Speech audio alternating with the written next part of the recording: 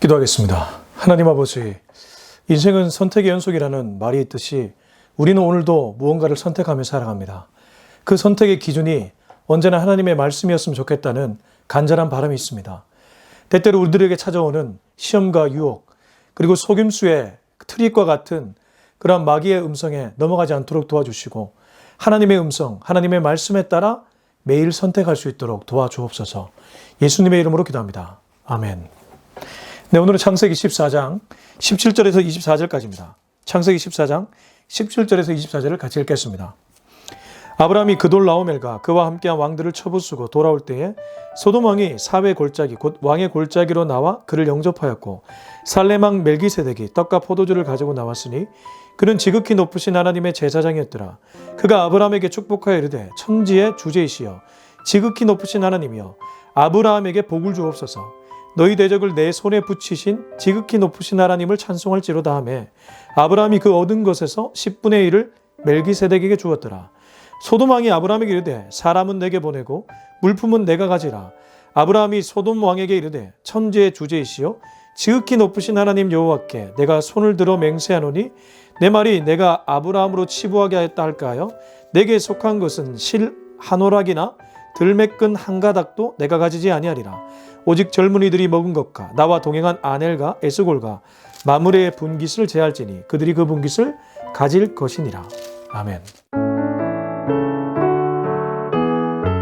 네, 오늘은 창세기 14장 17절에서 24절까지의 말씀입니다. 오늘 말씀을 묵상하다가 이런 생각이 들었습니다. 창세기는 제가 일전에도 얘기했지만 대표성의 원리를 가지는데 오늘 등장한 인물들은 저마다의 가치관과 세계관이 녹아져 있습니다. 오늘 크게 보면 세 그룹의 인물이 등장하죠. 소돔 왕이 등장하고 있습니다. 그리고 아브라함이 있습니다. 살렘 왕 멜기세덱이 있습니다. 이 멜기세덱이라는 인물은 굉장히 독특한 인물인데 아무튼 이 세 그룹의 인물이 등장합니다. 아브라함은 아브라함의 가치관이 있고 소돔 왕은 소돔 왕의 가치관이 있고 살렘 왕 멜기세덱은 살렘 왕 멜기세덱의 가치관이 있습니다. 어떻습니까, 여러분? 우리는 성경을 읽으면서도 성경 안에 인물들에 의해 영향을 받습니다. 마치 기드온 스토리를 읽을 때는 내가 기드온이 된 것 같은 착각을 가지게 됩니다. 베드로 스토리를 읽을 때는 내가 베드로이기도 하고 또 베드로의 3자적 관점에서 베드로를 보기도 합니다. 그만큼 사람들은 영향을 받고 영향을 줍니다. 리더십에 저명한 학자들은 리더십 이꼴 영향을 주는 것. 그러니까 영향을 주고 살아가는 모든 이들은 리더십에 있다고 보아야 되겠죠. 꼭 높은 위치에 있는 사람만이 아니라 가정 안에서 자녀들에게 영향을 주고 살아가는 그냥 소시민적인 삶을 살아가는 모든 이들은 다 리더로서의 영향을 끼친다는 것이죠. 그런 우리들에게 오늘 창세기 14장은 누구를 쫓아가야 되는지, 누구에게 영향을 받아야 되는지, 어떤 삶을 살아야 되는지에 대한 방향을 얘기해 주고 있습니다. 성경은 사실 문자 그대로 읽기만 하면 우리들에게 영향을 주지 못합니다. 하지만 성경의 문자 안에 담겨 있는 하나님의 가치, 하나님 나라의 가치를 보면 영향을 받을 수 있죠. 그래서 오늘 성경을 읽을 때는 그러한 시각, 그러한 눈으로 읽었으면 좋겠습니다. 14장 17절입니다. 아브라함이 그돌라오멜과 그와 함께 왕들을 쳐부수고 돌아올 때에 소돔 왕이 사회 골짜기 곧 왕의 골짜기로 나와 그를 영접하였고, 우선 아브라함이 그돌라오멜, 앞에 말했던 메소포타미아 연합군을 가리키죠. 이 그돌라오멜과 그와 함께한 왕들, 메소포타미아 연합군이 사해 연합군을 무찔렀습니다. 메소포타미아는 이전에도 이들을 통치하고 있었는데 다시 한번 이들을 이김으로써 완벽하게 통치가 시작되었습니다. 심지어 소돔 땅에 거주했던 아브라함의 조카 롯은 사로잡혀갔고 재산도 뺏겼습니다. 이때 아브라함이 기지를 발휘했고 자기가 기르고 훈련했던 318명을 데리고 가서 그들을 이깁니다. 이게 참 대단합니다.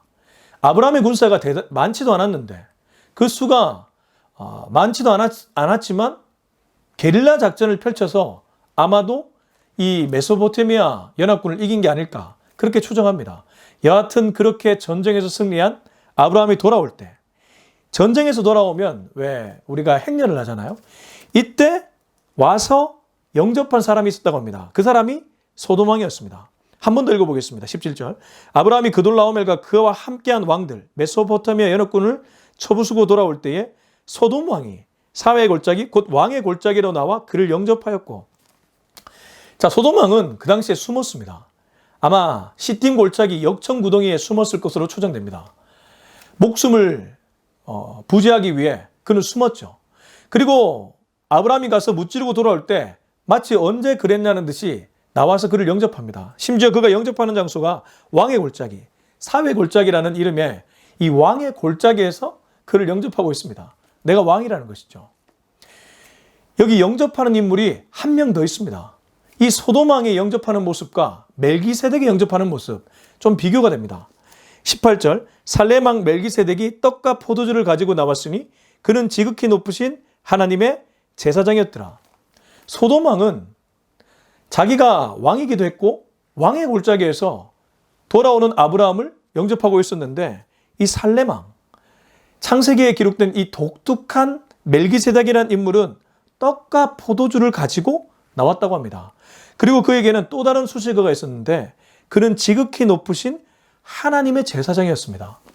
사실 성경 인물 중에 제사장이면서 왕인 사람이 극히 드뭅니다. 우리 예수님이 신약에 가면 삼중직을 가지고 있다고 얘기하거든요. 제사장이고 선지자고 왕인 인물이 예수님이라고 얘기하는데, 구약 시대에는 이게 제각각이었습니다. 제사장은 제사장의 역할을 했고 왕은 왕의 역할을 했고 선지자는 선지자의 역할을 했습니다. 대표적인 선지자가 이사야, 대표적인 왕이 다윗, 대표적인 제사장이 레위, 아론 뭐 이런 사람들이었습니다. 근데 지금 멜기세덱의 수식어가 무엇입니까? 살렘 왕이면서 지극히 높으신 하나님의 제사장이었습니다. 여기 지극히 높으신이 뭐 엘욘이라고 번역되는데 그 당시에 엘 그러면 하나님을 가리켰습니다. 엘로힘 그러면 뭐 하나님의 복수형이라고 표현하지 않습니까? 어찌됐든 지금 살렘 왕은 지극히 높으신 하나님의 제사장이었고 동시에 살렘의 왕이었습니다. 이 독특한 인물이 아브라함을 영접하는데 떡과 포도주를 가지고 나왔습니다. 벌써 비교되지 않습니까? 소돔 왕은 왕의 골짜기에서 아브라함을 빈손으로 영접하고 있다면 살렘 왕 멜기세덱은 떡과 포도주라는 반기면서 그리고 지극히 높으신 하나님을 제사하는 제사장의 그런 옷을 입고 그를 영접하고 있습니다. 완전히 다르죠. 저는 앞서 설교를 시작하면서 오늘 우리는 인물들을 통해 그의 가치관, 그의 인생관, 그의 세계관을 배울 수 있다고 얘기했습니다. 그 사람의 사소한 행동이나 사소한 말을 보면 그 사람의 가치관을 읽힙니다. 소돔 왕의 지금 아브라함을 영접하는 모습을 보십시오. 여전히 그는 왕으로서의 그런 권위의식에 쩔어 있습니다. 패배한 왕이고 역청구덩이에 숨었던 왕이었는데 언제 그랬냐는 듯이 고개를 들고 있습니다. 그래서 뒤에 보면 아브라함이 가져온 전리품을 자기가 취하려고 합니다. 마치 선심 쓰듯이 아브라함에게 이건 네가 가져가고 이건 나에게 달라, 이런 얘기를 합니다. 이게 소돔 왕의 모습이죠. 만모니즘에 쩌들어 있는 모습이고 힘에 쩌들어 있는 모습입니다. 어떤 의미에서 이 세상 사람들이 살아가는 일반적 가치관 아닐까요? 나에게도 그런 모습이 있지 않습니까? 우리는 그리스도를 믿는다고 얘기하고 하나님을 주인 삼았다고 얘기하지만 여전히 이 돈이라는 만문이 지배하는 세상에서 완전히 자유롭지를 못합니다. 저는 현실을 부정하라고 지금 이 얘기를 하는 것이 아닙니다. 현실이라는 거 중요합니다. 우리는 자본주의 세상 속에 살아가기 때문에 자본을 무시해서는 안 됩니다. 근데 문제는 자본의 노예가 되는 것은 더 큰 문제를 일으킨다는 것이죠. 창세기 기자가 멜기세덱을 수식할 때 그에게 살렘 왕, 이게 히브리서에 보면 이렇게 주석합니다. 우리 히브리서 한번 읽어볼까요? 7장입니다. 히브리서 7장 1절에서 우리가 좀 읽어보겠습니다. 이 멜기세덱은 창세기에 등장한 멜기세덱에 대한 해설을 신약에 와서 히브리서가 해주고 있는데 7장 1절, 이 멜기세덱은 살렘 왕이요 지극히 높으신 하나님의 제사장이라. 여러 왕을 쳐서 죽이고 돌아오는 아브라함을 만나 복을 빈 자라. 복을 빌어줬다고 합니다. 2절, 아브라함이 모든 것의 10분의 1을 그에게 나누어 주니라. 그 이름을 해석하면 멜기세덱의 이름에 대한 해석인데 먼저는 의의 왕이요, 그 다음은 살렘 왕이니 평강의 왕이요. 아버지도 없고 어머니도 없고 족보도 없고 시작한 날도 없고 생명의 끝도 없어 하나님의 아들 예수 그리스도를 가리킵니다. 예수님과 닮아서 항상 제사장으로 있느니라. 매우 독특하고 신비스러운 인물이죠. 아버지도 없고 엄마도 없고 족보도 없고 시작도 없고 끝도 없는, 그러나 예수님과 닮아 있는 제사장이라고 얘기하는데 그는 살렘 왕이었고 의의 왕이었고 평강의 왕이었습니다. 어떤 의미에서 굉장히 교회에서 성경에서 가장 아름답게 누군가를 칭해줄 때 하는 표현들이 뭐 의인, 평강의 인물 이렇게 얘기하는데 그런 칭호들을 다 받고 있지 않습니까? 다시 창세기 14장으로 돌아오겠습니다. 이 살렘 왕, 의의 왕이며 평강의 왕인 멜기세덱은 지극히 하나님을 높이는 제사장이면서 떡과 포도주로 그를 영접하고 있습니다. 이건 달리 말해 그의 아브라함이 돌아오는 전리품에 관심이 있지도 않고 아브라함이 승승장구하는 힘을 가진 그 힘에 관심이 있지도 않습니다. 그는 하나님께 관심을 가지고 순수하게 아브라함을 보면서 영접하고 있습니다. 우리가 사람을 만날 때도 이렇지 않습니까? 어떤 사람은 목적을 가지고 나에게 접근해 올 때가 있습니다. 처음에는 그런 목적 없이 대하는 것처럼 보이지만 한 번, 두 번, 세 번 만남을 계속하면서 그의 목적이 드러날 때가 있습니다.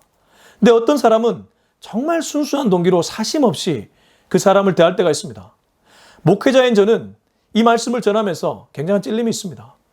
특히 개척을 하려고 하다 보면 사람을 볼 때 저 사람이 돈이 될까 안 될까 나도 모르게 그런 생각이 찾아올 때가 있기 때문입니다. 이걸 지워야 됩니다. 저는 목회자라서 저한테 이렇게 적용한다면 여러분은 여러분의 생각, 여러분의 삶의 현장에 적용해야 될 것입니다. 여러분, 사심 없이 접근할 필요가 있습니다. 살렘 왕의 접근과 살렘 왕의 영접과 소돔 왕의 영접은 완전히 다릅니다.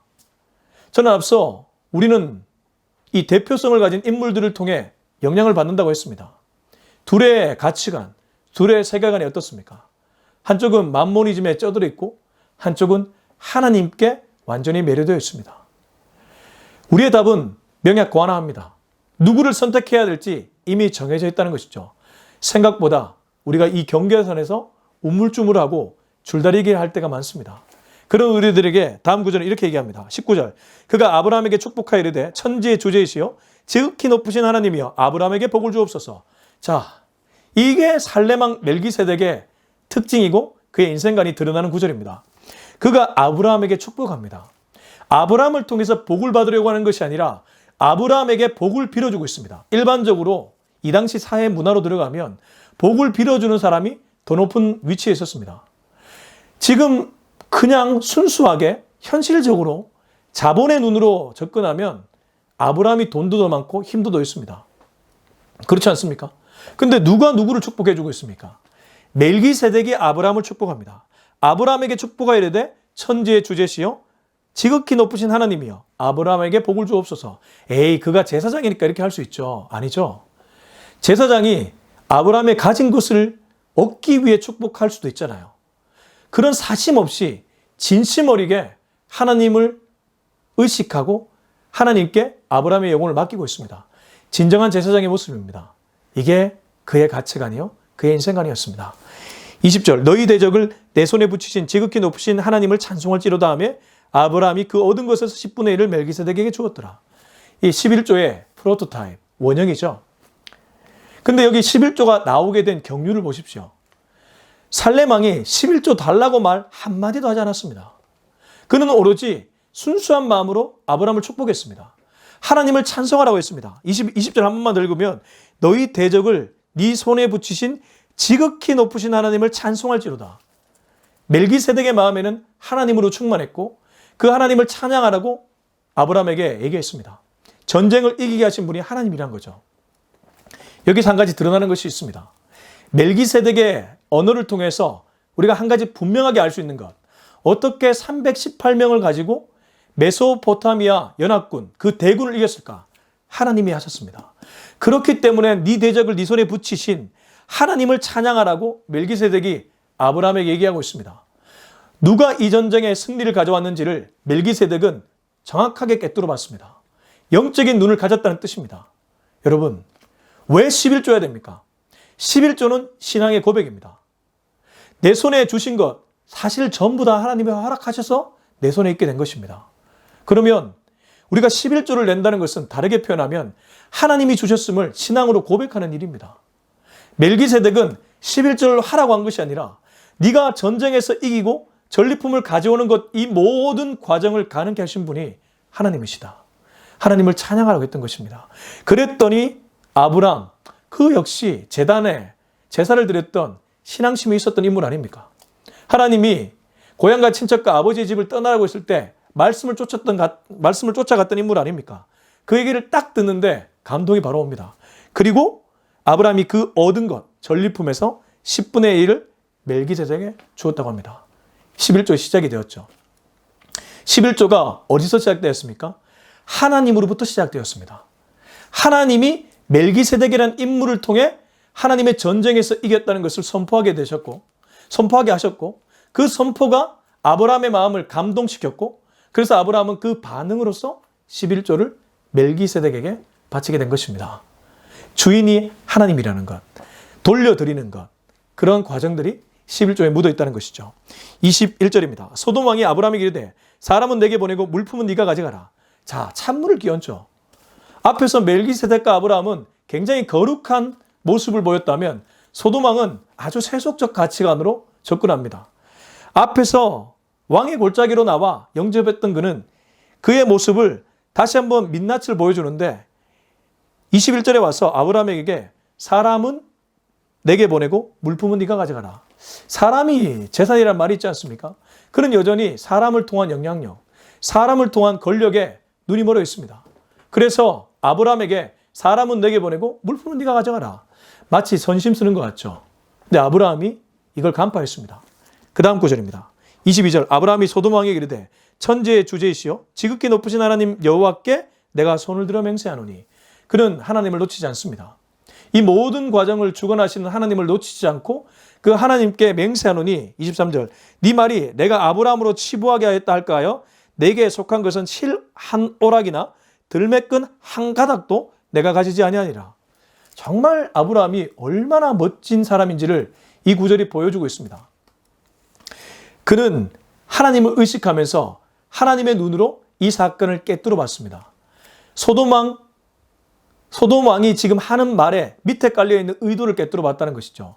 그래서 네 말이 내가 아브라함으로, 달리 말하면 소돔 왕이 물품 가져가라고 했으니까 그 물품을 취하면 네 말로 인해 내가 이 물품 취했으니 너 때문에 내가 부자가 되었다고 할까 하여 너한테 속한 것은 단 한 가지도 내가 가져가지 않겠다.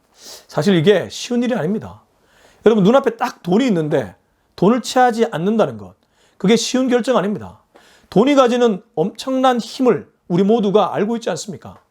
어느 정도 인생을 살다 보면 돈 없으면 괜히 위축되고 그리고 어디 가서 소리도 한번 제대로 내지 못하는 것 이미 알고 있지 않습니까? 그는 당당하게 전쟁에서 이겨서 전리품을 갖고 왔습니다. 사실 소돔 왕이 그렇게 말하지 않아도 내가 가져갈 수 있습니다. 그런데 소돔 왕이 그렇게 말하니까 도리어 아브라함이 네 그 말은 네 말로 인해 내가 부자가 되었다. 사람에게 종속되는 그런 그림으로 갈 수 있기 때문에 아브라함이 이 선택을 하지 않겠다고 얘기합니다. 소돔 왕은 물질을 의지하는 자였다면 아브라함은 하나님을 의지하는 자였습니다. 아브라함은 세계관 자체가 하나님께 매료된 인생관이었다면 소돔 왕은 돈에 매료된 인생관, 사람에게 종속된 인생관, 힘에 종속된 인생관이었다는 겁니다. 24절 오직 젊은이들이 먹은 것과 나와 동행한 아넬과 에스골과 마므리의 분깃을 제할지니 그들이 그 분깃을 가질 것이니라. 그는 정정당당하게 소돔 왕에게 자기와 함께한 무리들에 대한 보상만을 요구합니다. 이건 뭐 정당한 요구이죠. 아브라함은 가져가지 않더라도 함께했던 무리들을 그들이 수고한 대가는 지불해달라고 얘기하는 것이죠. 이건 나쁘다고 말할 수 없습니다. 오히려 정정당당한 요구가 될 수 있겠죠. 그러나 아브라함이 놓치지 않았던 것은 이 모든 과정을 이끄셨던 하나님, 하나님의 이름에 누가 될까봐 그가 그 물질을 괜히 가로채지도 않고 소돔 왕의 말 때문에 물질을 받았다가 그의 평생토록 노리개가 될까봐 취하지 않습니다. 간혹 목회를 하다 보면 이런 사람들이 있습니다. 꽤나 부유한 사람들 중에 헌금을 크게 하고 그 헌금을 통해서 목사가 예를 들어 집을 장만했다든가 차를 사게 되면 뒤에서 내가 헌금해가지고 저 사람 저렇게 됐잖아 라고 말하는 사람들이 있습니다. 그 돈을 내고 그런 말을 하는 사람이나 그 돈을 받고 그렇게 살아가는 목회자나 똑같습니다. 다를 바가 전혀 없습니다. 중간에 돈이라는 것은 가치 중립적인데 그 돈을 어떻게 사용하느냐에 따라서 완전히 달라질 수 있다는 것이죠. 저는 그래서 이런 얘기를 종종 합니다. 헌금을 하면 헌금한 즉시 잊어버리십시오. 그렇게 하기 위해 애를 써야 됩니다. 목회자는 그 헌금을 하나님의 나라를 위해 사용하려고 정말 애써야 됩니다. 이 두 가지가 다른 방향으로 가버리고 인간적인 방향으로 가버리면 우리는 여기 소돔왕의 모습으로 전락할 수 있습니다. 멜기세덱과 아브라함의 관계로 들어가야 될 줄로 믿습니다. 그들은 어떤 순간에도 하나님을 놓치지 않았습니다. 전쟁에 이기게 하신 분도 하나님, 전리품을 취해 돌아오게 하신 분도 하나님, 둘 사이에 아름다운 관계를 맺게 하신 분도 하나님임을 놓치지 않았습니다. 그래서 하나님을 찬양하라고 했고 하나님께 11조를 냈던 것입니다. 이 모습이 우리 사회, 우리 공동체에도 구현되어야 될 줄로 믿습니다. 우리 마지막으로 히브리서 한 번 더 가서 이 멜기세덱에 대해서 한 번만 더 읽어보고 말씀을 마쳤으면 좋겠습니다. 7장 4절부터 쭉 읽어보겠습니다. 이 사람이 얼마나, 이 멜기세덱을 가리킵니다. 7장 4절. 이 사람이 얼마나 높은가를 생각해보라. 조상 아브라함도 노량물 중 전리품을 가리키죠. 10분의 1을 그에게 주었느니라. 레위의 아들들 가운데 제사장의 직분을 받은 자들은 율법을 따라 아브라함의 허리에서 난 자라도 자기 형제인 백성에게서 10분의 1을 취하라는 명령을 받았으나 레위 족보에 들지 아니한 멜기세덱은 아브라함에게서 10분의 1을 취하고 약속을 받은 그를 위하여 복을 빌었나니 논란의 여지없이 낮은 자가 높은 자에게서 축복을 받느니라. 아브라함이 낮은 자고 멜기세덱이 높은 자라는 거죠. 또 여기는 죽을 자들이 10분의 1을 받으나 저기는 산다고 증거를 얻은 자가 받았느니라. 또한 10분의 1을 받는 레위도 아브라함으로 말미암아 10분의 1을 바쳤다고 할 수 있나니 이는 멜기세덱이 아브라함을 만날 때 레위는 이미 자기 조상의 허리에 있었습니다. 4절부터 우리가 10절까지 여러 가지 얘기가 나오지만 내용은 단순합니다. 이 멜기세덱이 일반적이지 않는 인물이라는 거예요.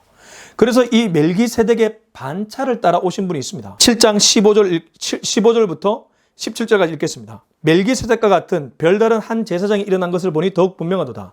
그는 육신에 속한 한 계명의 법을 따르지 아니하고 오직 불멸의 생명의 능력을 따라 되었으니 증언하기를 네가 영원히 멜기세덱의 반차를 따르는 제사장이라 하였도다. 이분이 바로 예수 그리스도입니다. 진정한 제사장이요, 진정한 왕이요, 진정한 선지자인 그분이 예수 그리스도라는 겁니다. 그분은 레위의 반차, 일반적 제사장의 반차가 아니라 멜기세덱의 반차, 의의 왕이며 평강의 왕이며 아브라함을 축복했던 어떤 의미에서 인류를 축복할 수 있는 축복관을 진정한 의미로 갖고 있는 바로 예수 그리스도를 멜기세덱이 상징하고 예표했다는 것입니다. 어떻습니까? 이 멜기세덱이라는 인물은 다르게 표현하면 예수님의 인생관을 보여주는 인물입니다. 아브라함은 우리입니다. 소돔왕은 세상입니다. 멜기세덱은 예수 그리스도입니다. 아브라함이 누구에게 영향을 받았습니까? 멜기세덱에게 영향을 받았습니다. 아브라함의 마음에도 하나님을 향한 씨앗이 있었지만 돌아오는 길에 그를 영접한 멜기세덱을 보면서 그는 이 전쟁 이기게 하신 분이 하나님이었구나. 그래서 하나님을 찬양하면서 자연스럽게 감동받아 11조를 냈습니다. 그러나 소돔왕은 어떻습니까? 기브앤테이크였습니다. 물품은 네가 가져가고 사람은 내게 달라. 마치 선심 쓰는 것처럼 얘기했습니다. 그러나 그 속에는 저의가 있었고 의도가 있었습니다. 결국 세상은 이런 방식으로 우리를 유혹합니다. 특별히 세상에 공중건설을 잡고 있는 어둠의 영들이 그렇습니다. 누구에게 영향을 받아야 되고 어떠한 가치관으로 살아가야 됩니까? 영원한 멜기세덱의 반차를 따라 오시는 우리 주 예수님을 따라가야 될 줄로 믿습니다. 예수님을 따라가면, 예수님의 인생관을 따라가면 그 길 끝에는 반드시 천국이 예비되어 있습니다. 의의 면류관이 예비되어 있습니다. 그리고 이 인류를 창조하신 그 절대자의 손에 붙잡혀 살아가면 우리 마지막 날에 쓴웃음, 슬픔, 좌절 그 구덩이에 있지 않을 겁니다. 그분을 반드시 우리를 일으켜 천국에 이끌어 주실 것입니다. 바라기는 평생 동안 이 멜기세덱의 반차를 따라오신 예수님을 따라가 예수님을 찬양하고 예수님께 매료되어 살아갈 수 있길 예수님의 이름으로 축원합니다. 기도하겠습니다. 이 시간 기도할 때 우리 하나님께 이렇게 기도했으면 좋겠습니다. 주님, 나도 모르는 사이에 소돔왕의 그 기브앤테이크에 익숙해질 때가 많이 있습니다. 요거 내가 취하면 좋겠는데요. 이런 생각이 들 때가 많이 있습니다. 모든 것을 가능케 하신 하나님을 의식하기보다 전리품 정도는 취하고 요거는 내주고 이러한 기브앤테이크에 익숙해질 때가 많이 있습니다. 주여, 그런 모든 가치관들을 내려놓게 하시고 온전히 멜기세덱의 반차를 따라오신 예수님께 매료된 인생 되게 하여 주시옵소서. 우리 이 기도 좀 가지고 주님 이름 한번 찾고 간절하고 뜨겁게 기도하겠습니다. 주여! 아버지 하나님 감사합니다. 오늘도 이 메시지를 듣고 하나님께 기도할 수 있으면 얼마나 감사한지 모르겠습니다. 나도 모르는 사이에 세상의 가치관이 함몰되어 살아갈 때가 얼마나 많이 있는지요. 주님, 기브앤테이크가 세상의 일반적인 가치관입니다. 일반적인 세계관입니다. 그 세계관에 영향을 받고 살아가는 내 모습을 볼 때마다 혀를 차게 됩니다. 주여, 목회자인데도 그러한 모습으로 그러한 선택을 내릴 때 주님 얼마나 마음 아프시겠습니까? 주님의 마음을 아프시게 하지 않는 그러한 종이 될 수 있기를 원합니다. 주님, 이 멜기세덱은 이 전쟁의 주관자요, 승리자요, 전쟁을 이끄신 분이 주님임을 알고 있었습니다. 그래서 그는 하나님을 찬양하라고 아브라함에게 얘기했습니다. 아브라함도 그 얘기를 듣고 주님께 11조를 냈습니다. 주님, 아브라함같이 그렇게 올바른 반응을 할 수 있는 인생 되게 하여 주시고 평생토록 예수님께 매료되어 예수님의 인생관을 내 인생관으로 삼을 수 있는 우리 모두가 되게 하여 주옵소서. 이제는 우리 주 예수 그리스도의 은혜와 하나님의 극진하신 사랑과 성령의 위로교통 충만하심이 오늘 이 메시지를 듣고 평생 멜기세덱의 반차를 따라오실 예수님을 따라 살기로 다짐하는 우리 모두의 머리 위에 지금부터 영원토록 함께하기를 간절히 축원하옵나이다. 아멘.